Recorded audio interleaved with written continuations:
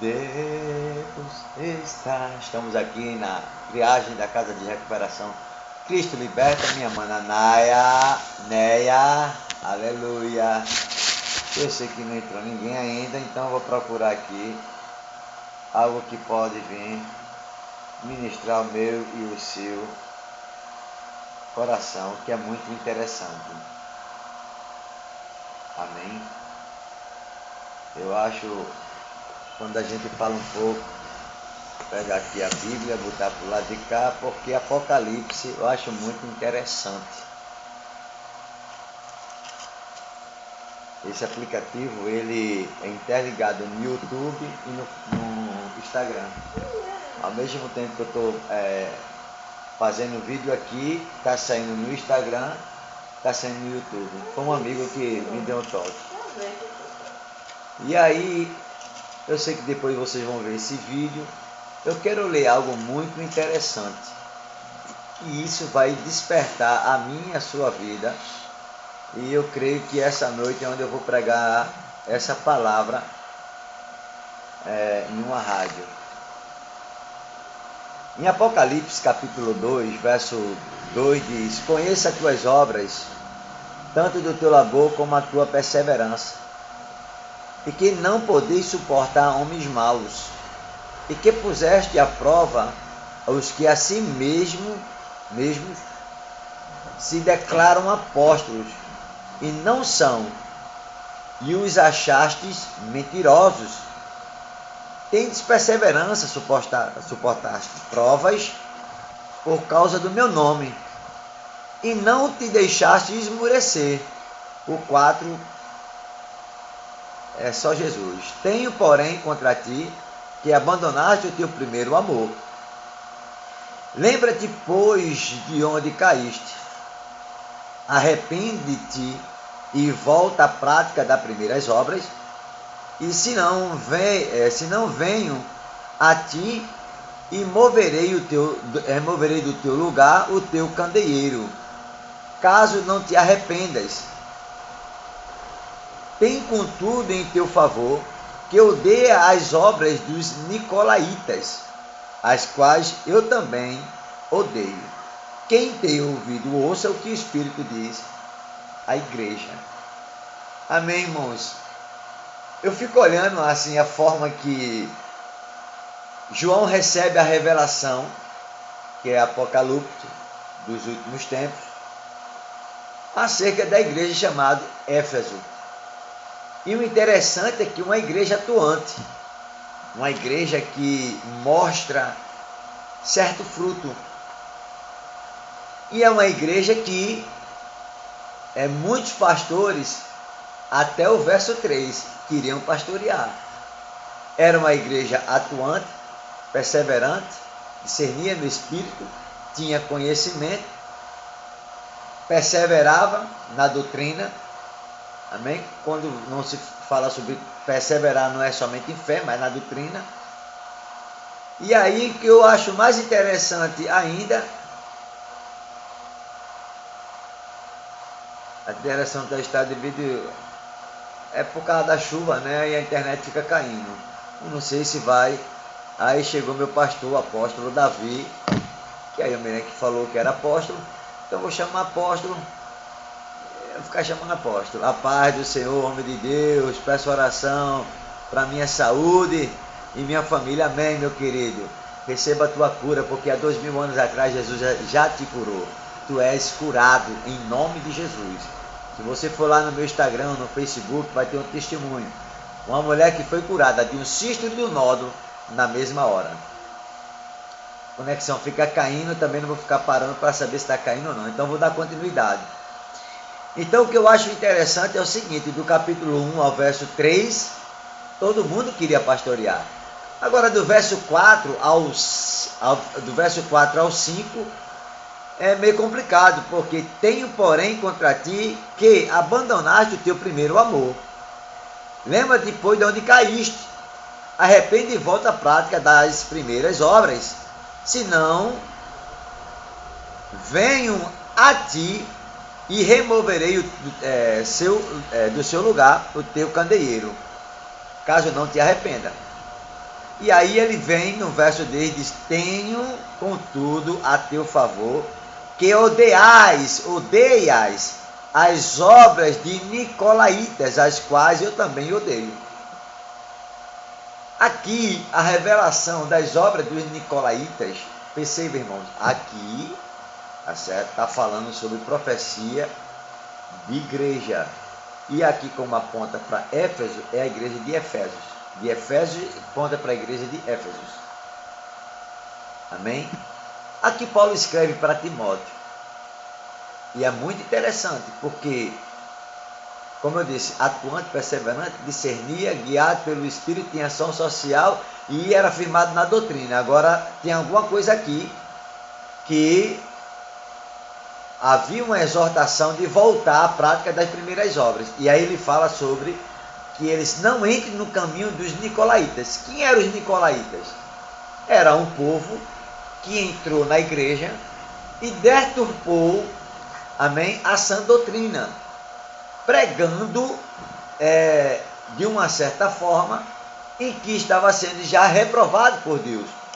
Se isso é uma coincidência, é mera semelhança para os tempos atuais. O que eu acho interessante é que ele usa esse termo. Engraçado que no termo do estudo que você faz sobre os nicolaítas é alguém que se torna uma pedra de tropeço para que essa pessoa se verede por um caminho, por uma linha de pensamento, por um caminho de pensamento completamente errado. Por quê? Porque a fé vem pelo ouvir a palavra de Deus. Se eu ouço alguém ministrando errado, ensinando errado, automaticamente fé é gerada no meu espírito. Então isso sobe para minha cabeça, no meu entendimento. Então vai fazer eu falar, porque eu libero a minha fé, e isso vai me fazer andar. E o que me faz andar, que as minhas ações, revela a minha eternidade, onde eu vou passar a minha eternidade. Agora tem um aqui, irmãos, que você me ama, hein? Porque eu acho muito interessante, porque, entenda agora, amém? No livro de Lucas 11, verso 20, tem lá uma parábola não, tem lá um episódio que Cristo chega debaixo de uma figueira. Isso é muito interessante. E não havia uma evidência de fruto, mas não tinha fruto. Então, naquela época, se mostrava algo muito pesado, algo muito forte, algo que viesse impactar para que o povo tivesse o conhecimento de que aquilo ali estava errado. Então Jesus, ele amaldiçoa, porque da boca de Jesus não pode sair maldição. Mas Jesus amaldiçoa, isso tem um significado. E a figueira florescendo e não frutificando também tem um significado. Amém? Então Jesus, ele vai, amaldiçoa, voltando, Pedro vem e diz: mestre, a figueira que o Senhor maldisse, secou, da planta à raiz. E Jesus usa um termo de na verdade lá, tenha fé em Deus, mas na verdade esse termo é tenha a mesma fé de Deus. Isso é outro estudo, mas não quero entrar nessa parte. Eu quero entrar nessa parte para trazer o equilíbrio e mostrar se de fato nós estamos na obra da carne ou no fruto. Ficou já o toque, ou no fruto. Porque quem não anda no fruto já está amaldiçoado para ir para o lago de fogo e de enxofre. É muito forte. Por quê? Porque são pessoas, isso é um lado profético, pessoas que mostram que estão frutificando, há uma evidência, mas de uma forma literal não mostra o fruto, parece que está frutificando. Então são pessoas hipócritas, pessoas que através da sua vida através de um coração voltado para suas vaidades, até mostra certo fruto. Apocalipse diz: conheça as tuas obras, sei do teu labor e da tua perseverança, e que não suporta homens maus. Olha, vê mesmo que igreja. E que puseste à prova os que a si mesmos se declaram apóstolos, e não são, e achastes mentirosos. Tem perseverança, suportaste provas por causa do meu nome, e não te deixaste esmurecer. Pensa numa igreja linda, maravilhosa. Lembra-te, pois, de onde caíste. Verso 4. Tenho, porém, contra ti que abandonaste o teu amor, teu primeiro amor. Lembra-te, pois, de onde caíste, e arrependa-te e volta à prática das primeiras obras. Senão eu venho a ti e removerei do teu lugar o teu candeeiro, caso não te arrependas. E aí ele dá o toque. Assim também como os nicolaítas, né, para que não venha acontecer como aconteceu com os nicolaítas, que veio uma punição para eles. Porém, qual é a punição que veio para a gente? Remover o candeeiro, o candelabro. O que significa isso? O Espírito Santo sai. É muito forte. Segura isso aí. Em Hebreus,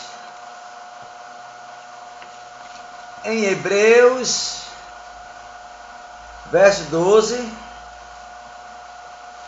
Vou trazer esse contexto hoje para a rádio. Em Hebreus 12, verso 14, vai dizer assim: siga a paz com toda a santificação, pela qual ninguém verá o Senhor.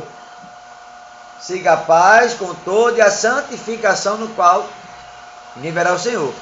2 Coríntios 7, verso 1 diz: tendo amado tais promessas, nos purifiquemos tanto da alma, tanto também como do Espírito, aperfeiçoando a vossa santidade no temor do Senhor, no Espírito. Agora vamos lá. 15. Atentando diligentemente para que ninguém seja faltoso. Faltoso é porque aquilo que você tem, talvez você possa não estar usufruindo e se torna faltoso. Ele vai dizer como é. Qual é o faltoso? Ele vai dizer assim: separado da graça de Deus. Nem haja uma raiz de amargura que, brotando, vos perturbe, e por meio dela muitos sejam contaminados, impuros, catraros. Ou seja, o que não é limpo. Por exemplo, lá em Mateus capítulo 5, verso 8, diz: bem-aventurados limpos, ali é catraros. Bem-aventurados limpos, quer dizer que não tem nenhum sentimento ou ressentimento. Assim como lá em Apocalipse tem: eu tenho alguma coisa contra ti. Uma igreja que é atuante, perseverante, tem ação social, era movido pelo Espírito, porém, alguma coisa tinha. Qual era alguma coisa tinha? Ele fala no coração. Saiu do primeiro amor. Isso mostra um coração que está contaminado. Eu posso fazer a obra com o coração contaminado? Pode. Porém, Deus não recebe. Deus não recebe. E isso é muito forte, porque siga a paz com todos, e a santificação, sem a qual ninguém verá o Senhor. Atentando diligentemente para que ninguém seja faltoso, separado da graça. Remover o candeeiro, aqui no capítulo 2 de Gênesis, é o Espírito Santo se retirar. Separado da graça é o Espírito Santo se retirar. E aí entra aquela palavra que eu falei em Lucas 11, verso 20. Que Jesus amaldiçoou a figueira, que ela aparentava dar fruto, mas não tinha fruto. O fruto, irmãos, é um poder invisível que atua no nosso homem interior, que revela nas nossas ações o caráter de Deus. Se o fruto do Espírito não for uma evidência no teu espírito, Preste atenção. Você alimenta Satanás pelas obras da carne. Romanos 8, verso 8 diz: os que estão na carne não podem agradar a Deus, e é inimizade contra Deus. E em Gálatas 15, verso 16 diz: digo, porém, ande no Espírito, jamais satisfareis a vontade da carne, porque ele milita contra o Espírito. E lá em Gênesis, eu vou voltar para aqui de novo. Lá em Gênesis, capítulo 3, me ame, porque não é a minha palavra, é a palavra do Senhor. Isso é muito forte, mas eu tenho que falar, porque até então, se você se enquadra isso, eu creio que haverá arrependimento. Porque lá em Apocalipse diz: arrependa-te e volta à prática das primeiras obras, ou volta ao primeiro amor. Então, em Gênesis capítulo 3, verso 15, vamos pegar do verso 14. De 3, 14. Então o Senhor, Deus disse, então o Senhor Deus disse à serpente: visto que fizeste isso, visto que isso fizeste, maldita és entre todos os animais domésticos e és entre todos os animais selváticos. A rastejarás sobre o teu ventre e comerás do pó todos os dias da tua vida. Porém, inimizade entre ti e entre a tua descendência e o seu descendente. Este ferirá a cabeça e tu lhe ferirás o calcanhar. É muito interessante isso. Por que isso é muito interessante? Porque, irmãos, em Gênesis, no capítulo 2, verso 4, vamos para o verso 5, vai dizer que não havia ainda, vou ler, para não pensar que sou eu, tá? Vamos lá, do verso 5, não havia ainda nenhuma planta do campo na terra, pois não havia erva do campo, havia brotado, porque o Senhor Deus não fizera chover sobre a terra. Então, não havia homem para lavrar o solo, mas sobre uma neblina da terra regava toda a superfície do solo. Então formou-se o homem do pó da terra e lhe soprou nas narinas o fôlego de vida. Então vamos lá, para a gente entender essa parte aqui, porque aqui, como os estudiosos falam aqui, de Gênesis 1 até Gênesis verso 22, é uma analogia do Evangelho. Então o Evangelho já começa em Gênesis. Aqui é Deus já pregando, Deus já anunciando sentença e ao mesmo tempo falando da obra da redenção. De que o pecado entrou pela desobediência através de cobiçar, amém? A vontade, Satanás lançou uma semente para que o homem cobiçasse. Entenda a expressão. E ali Deus dá a sentença para o homem, dá a sentença para a serpente e dá a sentença para a mulher. E diz que da mulher e do homem haveria uma inimizade, seria um conflito entre a descendência da mulher, aonde veria também a hoste de Satanás, que viria se levantar. Que Jesus, pela obra da redenção, esmagaria naquela cruz a cabeça de Satanás, no qual a força que Jesus colocasse para esmagar Satanás era a proporção no qual ele seria ferido no calcanhar. E aí, irmãos, a pergunta entra se nós que somos em Cristo Jesus redimidos dos nossos pecados, por que Satanás ainda triunfa sobre a terra? Embora aqui a Bíblia diz que nós somos igreja triunfante. Isso é muito interessante. E lá em Efésios capítulo 2, verso 1, vai dizer: estavam vós mortos nos vossos delitos e pecados, pega lá embaixo, né? Nos vossos delitos e pecados, no qual andavam outrora, era filho da potestade no ar, e havia um espírito que operava no filho da desobediência. Então, Satanás ainda opera no filho da desobediência. Agora, o que alimenta Satanás ter ferramenta no filho da desobediência é que nós alimentamos Satanás pelas obras da carne. Lá em Gênesis capítulo 3 que eu disse: será maldita sobre a terra, e toda a terra se tornará maldita, vai andar se arrastejando sobre a terra.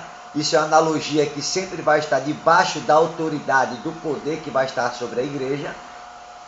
Também comerás do pó da terra. Quem veio do pó da terra? Somos nós. A matéria-prima veio do pó da terra. E o que faz alimentar Satanás? Quando você entra na carne. O pó é a analogia da obra da carne. Então, quando a gente entende isso, isso vai fazer que você não venha andar nas obras da carne, porque você alimenta Satanás para que ele possa atuar na sua vida. É o único meio que ele pode entrar. É por isso que os que estão na carne não vão agradar a Deus. Amém? Há uma oposição daquele que está, naquele que não anda no Espírito. Ele anda na carne. Se ele anda na carne, automaticamente ele vai militar contra o Espírito. Para que não façais porventura seja do vosso querer.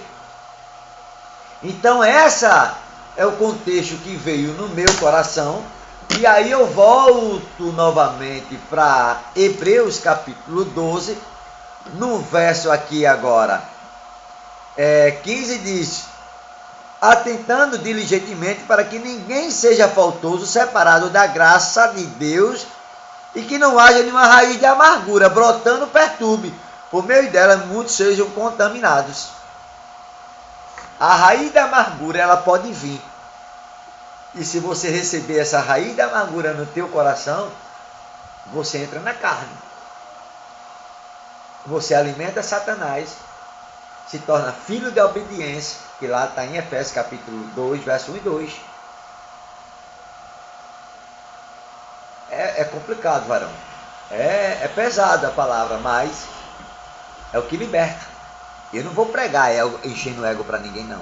Eu não sou coach, eu sou profeta e eu tenho que falar o que Deus coloca no meu coração. Se você puder compartilhar isso aí, vai ser uma das maiores coisas que você vai fazer, para que as vidas sejam alcançadas através disso. Porque uma raiz da amargura brotando, vindo se perturbar, brotando, se encontra separado da graça, ou seja, saiu dele. Já não está mais em Cristo. Em Apocalipse diz que removerei o teu candeeiro.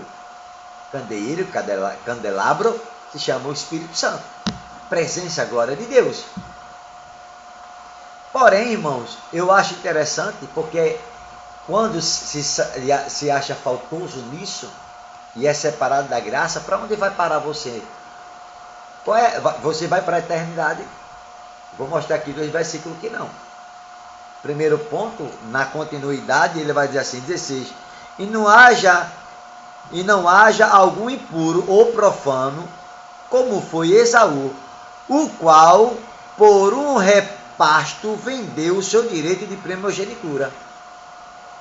Porque o autor de Hebreus, que para mim é Paulo, ele diz assim, nem haja algum impuro ou profano. Esse impuro aqui, irmão, não fica engessado para imoralidade sexual não, viu? Aqui impuro é contaminado. Amém? Ao contrário de limpo. Uma pessoa maldosa, uma pessoa que já está com o coração corrompido. Uma raiz da amargura gera. O que gera numa raiz da amargura? O que é que vem numa raiz da amargura? Alguém que lançou uma lisca, alguém que lançou uma seta, alguém que fez você tropeçar, cair. Um irmão contra irmão, defamação, calúnia, injúria, isso entra e pode causar a raiz da amargura. A raiz da amargura brotando no coração, você se torna um assassino. Como assim? Aquele que odeia seu irmão lá, vai lá em 1 João. É assassino. E aqui quando ele fala assim, na qual não haja nenhum puro nem profano, aí ele vai dizer, como foi com quem? Esaú. A Esaú foi impuro em relação à imoralidade sexual? Não. O que ele quis dizer é que ele se prostituiu querendo vender o que ele tinha por herança. O que é que ele tinha por herança? A primogenitura. Qual o significado disso profeticamente, tocando para esses dias que Paulo escreve aos Hebreus? Ele troca o seguinte, bem na lata e reto, o que ele tinha mais de precioso, que era a herança, quando seu pai partia ou ia para a glória, ele recebia tudo que o pai deixou. Qual é a maior herança do crente? É o Espírito Santo. O Espírito Santo é o penhor da promessa, é o selo da promessa. Quando o Espírito Santo se retira, como se seja faltoso e afastado da graça, porque ele saiu. Então, a analogia que Paulo faz aqui é que quando a raiz da amargura está brotando, se perturbou, se achou faltoso da graça, e aí ele toca sobre justamente Esaú, que vendeu o direito da sua primogenitura por causa de um repasto. Ele perdeu, é uma analogia de que ele perdeu a herança. Qual é a maior herança que nós temos? A salvação. É forte, mas é a salvação. E no livro de Mateus, deixa eu ver se está aqui já. Tem Mateus aqui? Tem não. No livro de Mateus, capítulo 13, é muito pesado, mas eu tenho que falar. Mateus, capítulo 13, verso 39.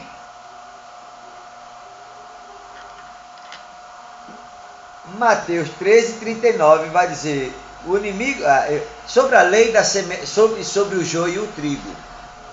É muito forte.